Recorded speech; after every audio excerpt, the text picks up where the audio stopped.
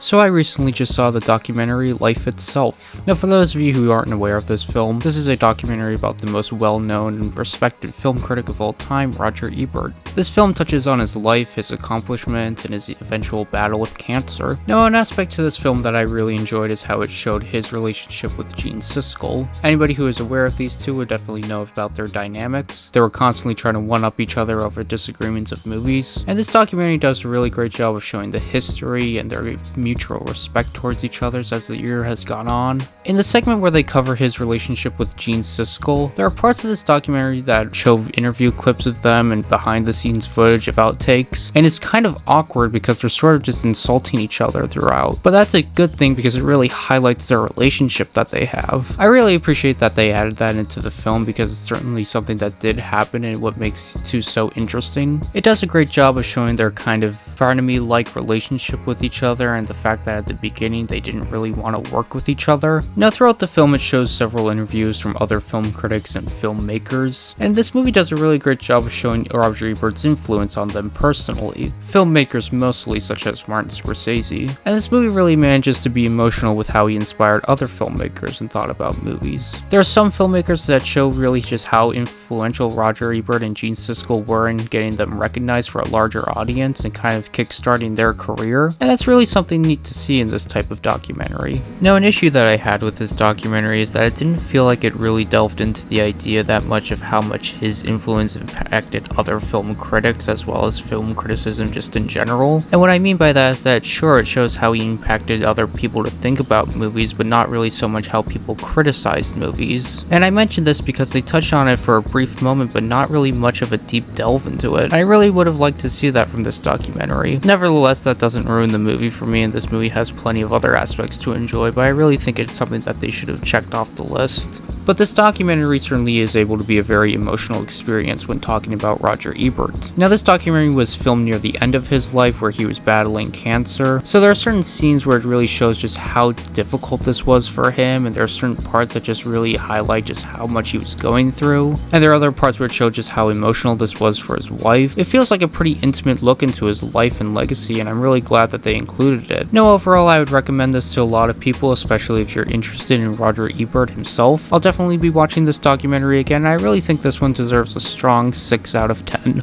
I also saw the movie Snatch and I really enjoyed it. Now what I really enjoyed about this movie would be its story structure and how many different side characters and side plots there are in the entire movie. And what I mean by that is that there are several different points of view that this movie manages to follow, and it's all very interesting, full of very watchable, interesting characters. All of the performances in this movie were great. There isn't a single weak performance throughout. Brad Pitt did a great job with his accent. He was the best actor in the movie in my opinion. I really enjoyed the energy and tone of this movie. There's some really great use of shot composition and editing and song choices that really feel like it gives this movie its own personality. The pacing of this film is never slowed down, and it's very interesting and engaging to watch. In terms of the visual imagery in this movie, there is one particular scene where it shows the visual imagery of symbolizing what is going on in the frame. It's very interesting and incredibly well done, and it shows up near the end of the movie. People who see it will definitely know what I'm talking about, but I felt like that's a thing that really stood out to me. Now, I definitely praised some editing choices in this movie, but there were a few that didn't really work that well, and it just gave off the impression of trying to be cool. It didn't really work all that well for me, but those are only a few minor issues here and there. The humor and comedy writing in this movie is very great. It's very funny, and there's some really great dynamics with the characters along this movie. Now overall, this is a very fun, energy-filled movie, and I would highly recommend it to people, so this one gets a very solid 7 out of 10. Now I also got around to seeing Starship Troopers directed by Paul Verhoeven. Now Paul Verhoeven directed RoboCop, RoboCop 2. Now this is certainly a very interesting movie to think about in terms of its tone and message. Now for a little context, this movie is based off a book that had a very different tone and kind of message that the movie does from my understanding, so it kind of pulled a Dr. Strangelove. Now if you're unfamiliar with Paul Verhoeven's work and unfamiliar with this movie, by the title and look of this movie you might just assume this is some big dumb sci-fi action movie, and that is entirely intentional because this movie is a critique of fascism. And this movie takes a somewhat unique approach to delivering that message. Now, when I say that this movie is a satirical critique of fascism, what I mean is, this movie doesn't really show itself as a satirical critique of fascism. Instead, it just plays the story and characters so straight that you would think it would be a traditional movie.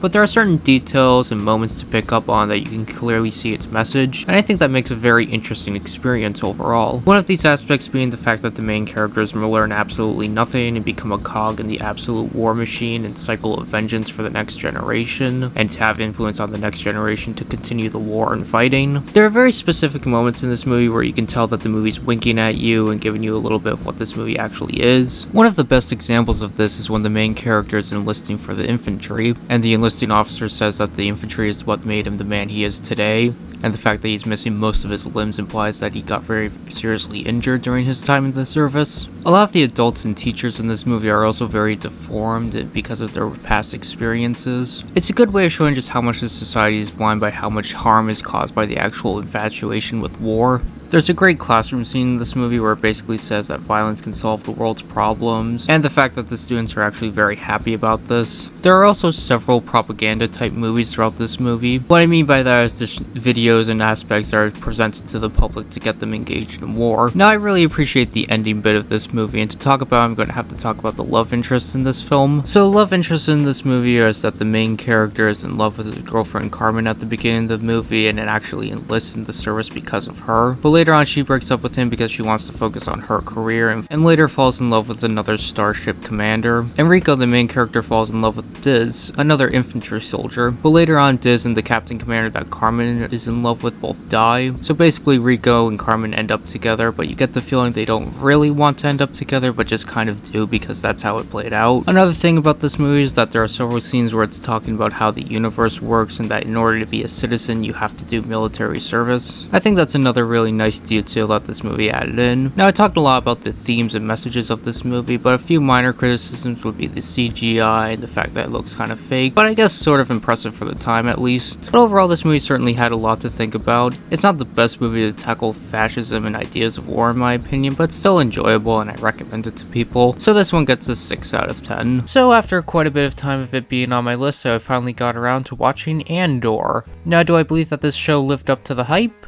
Yes and no. Now let me explain. This show certainly has a lot of great qualities to enjoy about it, but it also does have some aspects that I feel are worthy of criticism or at least pointing out. But for right now, I'll talk about what I enjoyed about this show. First off, I found the 3 episodes to be very investing. I was very interested in Cassian Andor's struggle throughout the first 3 episodes. The story structure and pacing and ideas that are presented within these first 3 episodes are very interesting to me. It really does a great job of building up the world and corporate element to the Empire. At the end of episode 3, there's a very interesting idea and concept for a shootout scene. I'm not going to spoil it, but it's something that's very interesting to me and it puts you right in the middle of the action. You'll definitely know it when you see it. Now, despite Andor having a much more slow burn style than other Star Wars shows, it never feels as if the plot is meandering or stalling or just plain wasting time. It seems like it's always going somewhere and things are being put in motion. Now, this show certainly had a lot of interesting themes and ideas that it explored throughout the series. For one, it does a really great job on showing how oppressive the Empire can be, such as the ideas of eradicating a culture so that they can have full control over the planet, and other ideas of mining disasters and ruining homeworlds for others. It's all very interesting, and this show certainly leaves a lot to chew on. Now, this show is basically broken down into 3 main story arcs, and the last one is incredibly engaging. The prison arc is incredibly engaging and does a really great job of showing how it radicalized Cassian Andor against the Empire. The most interesting character in the show would be the new character Luthen. He has a really great monologue where he talks about all the moral choices that he's faced with, everything he's dealt with and dealt with and sacrificed for the sake of the rebellion, and how he knows that he's basically going to die before the Empire is destroyed.